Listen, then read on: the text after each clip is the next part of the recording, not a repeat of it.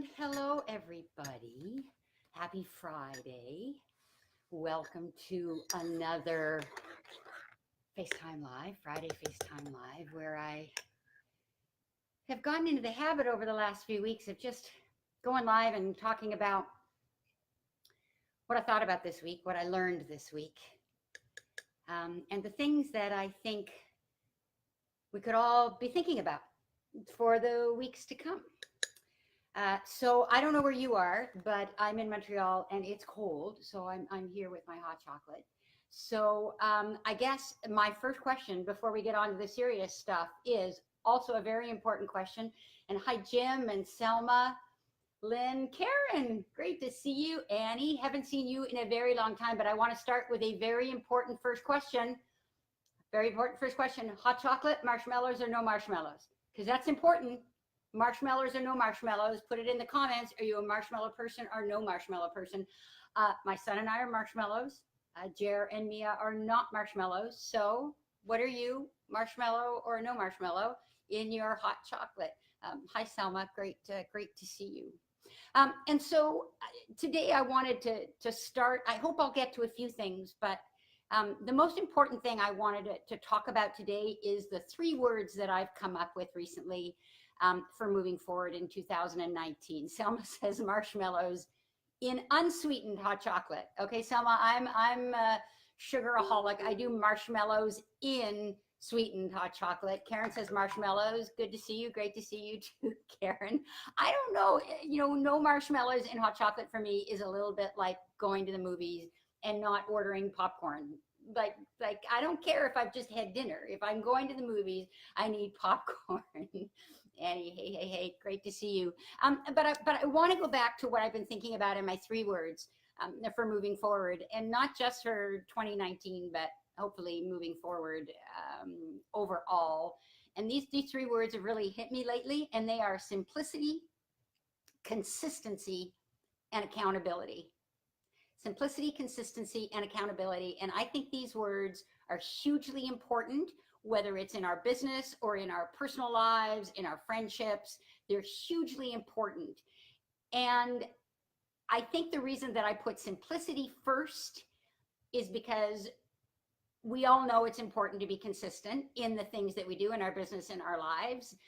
It's important to be consistent in getting our social media posts out. It's important to be consistent with our sales, but it's also important to be consistent in how often we tell the people we love them that we love them, and all of those other important things. We need to be consistent in how often we reach out to friends, all those kinds of things.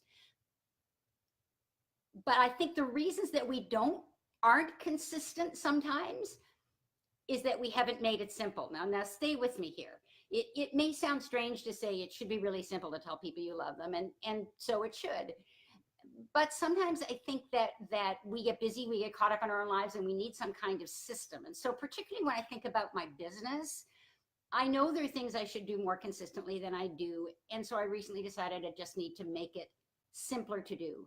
And what that meant was I needed to step back from my busy day, from my crazy busy days of getting things done. And I needed to stop and take some time and think about, just going to turn off my phone so it doesn't make that noise, and think about how I could simplify things. So for example, social media, I find social media incredibly overwhelming. Although I have a great team that helps me with it, the reality is there's stuff that I just need to do. It's up to me. I'm sure you can relate. Let me know if you can relate. Do you relate to just it being so overwhelming, the amount of content we need to put out in the world every day? And so I needed to stop. I needed to stop doing and do some thinking. And I did. I spent all week on creating a system and thinking about what I was going to post when, and doing a ton of research on what works. And so I needed to simplify it. And so once I've simplified it, I can then be more consistent. So how do you simplify telling somebody you love them? Well, here's the thing. Sometimes I forget. We all get busy and I forget. So what I do is when I get up in the morning and up early, and I'm up early before Jer, is I make his coffee and I leave a little Post-it note on the coffee. Now, the first time I did it, it was to let him know that I'd actually made the coffee and for him not to put more coffee and water in it. But now I do it almost every day. So I have simplified it.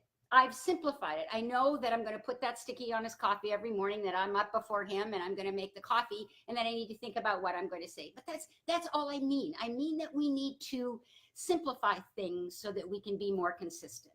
Now, of course, that second piece is consistency. And hopefully if we've simplified it and we've thought about it, we can create some consistency. But consistency can mean different things for different parts of our lives. So I guess the second part of the equation is being really clear on what consistency means for the different things that are in our lives. Because what's consistent for me may not be what's necessary to be consistent for you. So we're going to simplify things, and then we're going to really think about what consistency means, what that frequency means. But here's the big one, and this is the one where I want to spend a lot of time today, is accountability. Now, accountability is a buzzword. We hear it all the time. We need to hold ourselves accountable. Here's the first thing I want you to notice about simplicity, consistency, and accountability is they all have two eyes in them. You know that joke, team doesn't have an eye. Well, simplicity, consistency, and accountability have eyes. In fact, they have two eyes. And although it's kind of obvious for simplicity and consistency, accountability, I am fascinated. I am downright blown away sometimes by the number of people who do not hold themselves accountable.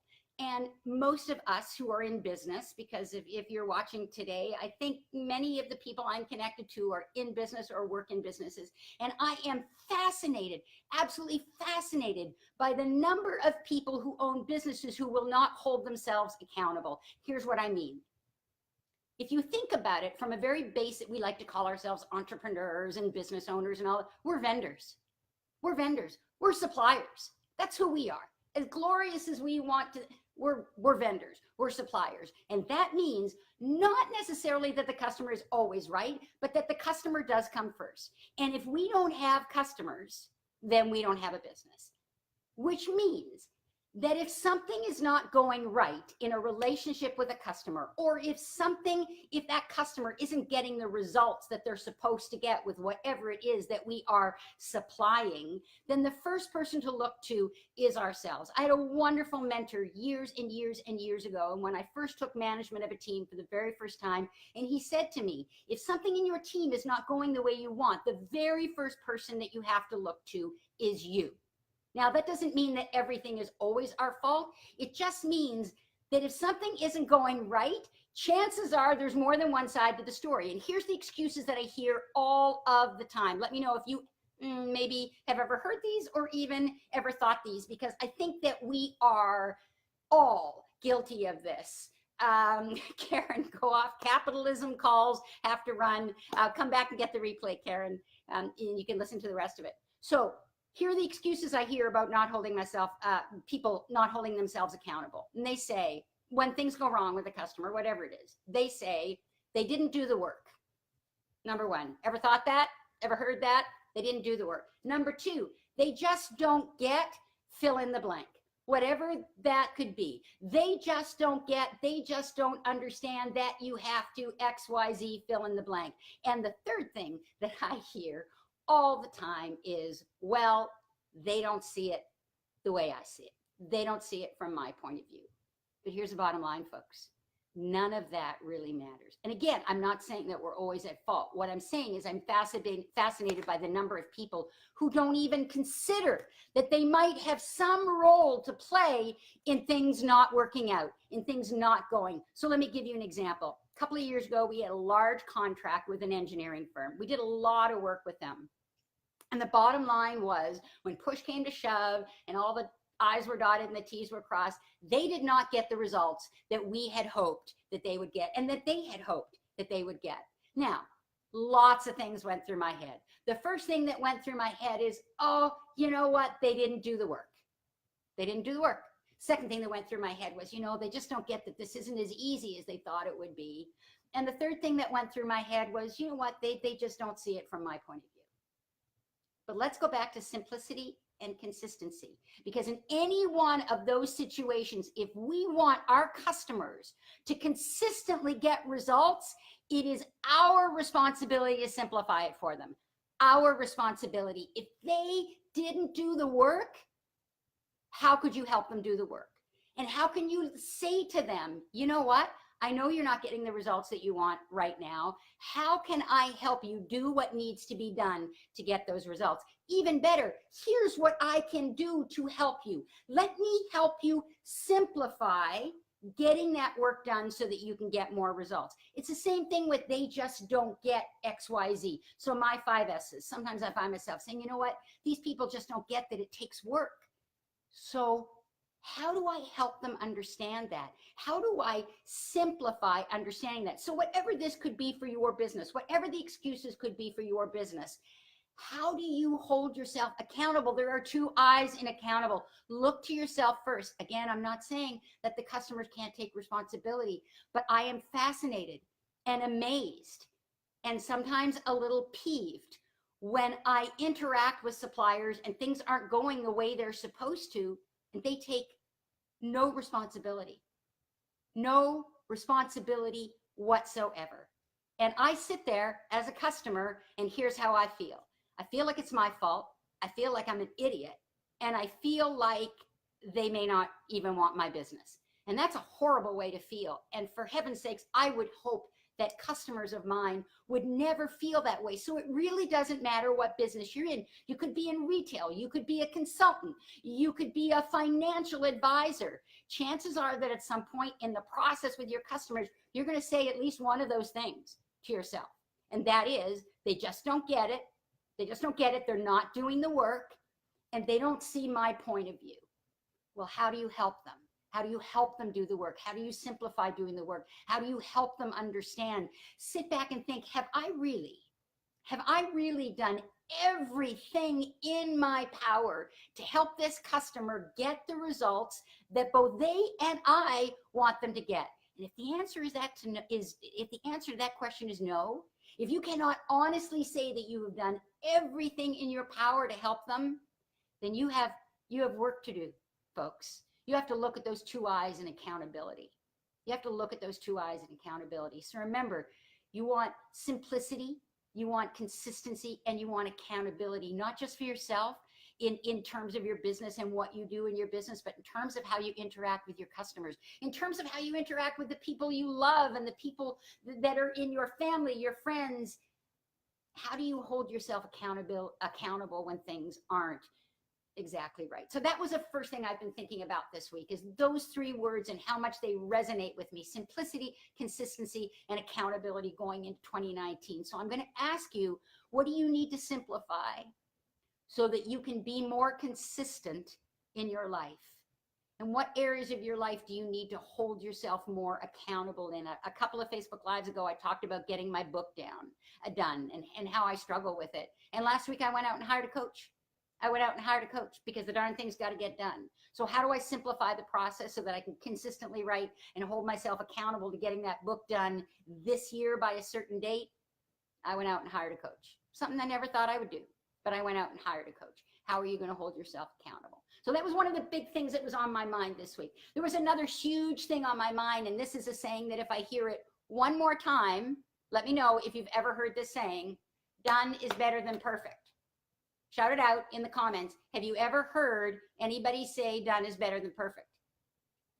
Right? It's out there. It's everywhere nowadays. I see all kinds of wonderful people who've joined us. Claude, how lovely to see you. Jean-Louis, awesome. Jose Luis, awesome to see you too. Melissa, Christine, great. Thank you. Jim, thanks so much for joining. Kathy Lynn, I hope I'm going to see you at convention. Kathy, am I going to see you at convention? Melissa says yes. She's heard that phrase, done is better than perfect. Well, here's what I think about that phrase. I think that phrase is really, really, really dangerous. And here's why.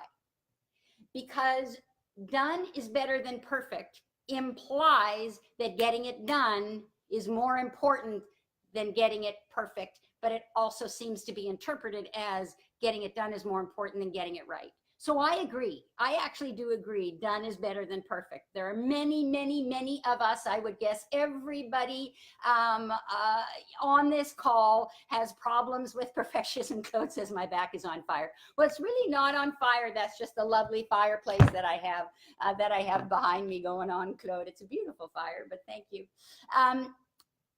So done is better than perfect. We should never let the need to get it perfect interfere with us getting our gifts out to the public. But getting it done is not better than getting it right.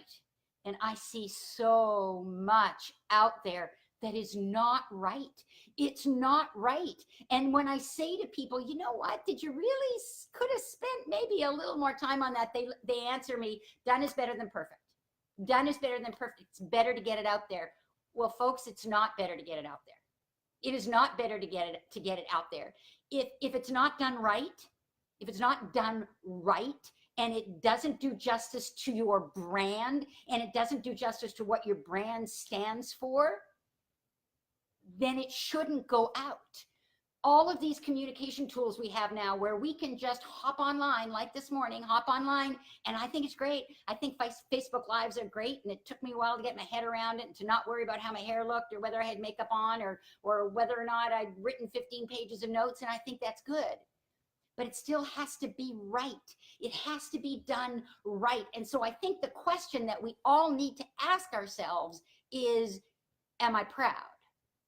Am I proud of this? Could I be proud of this? Because the answer to that is no, then you've got an issue. And then the second question is this right? Where my brand stands, for what my brand represents, is this right? So I would say that yes, done is better than perfect, but done is not better than right. And we all need to think about what it takes in our lives to get it right and to put out content or communications with our customers. You know, the other thing that I hear so often these days is everybody's standards are a little lower. Doesn't matter if you make a typing mistake, people know you're on your iPhone. It doesn't matter if you put out a video that's not so great, people know you did it on your iPhone. A lot of phone stuff coming up here. But is anybody with me on this? Is anybody with me? It's not because it's easy to do that it's easy to do. It's not because it's easy to do that it's easy to get it right. Anybody with me on this? You have got to at least invest the time to make sure that it's right for what your brand stands for.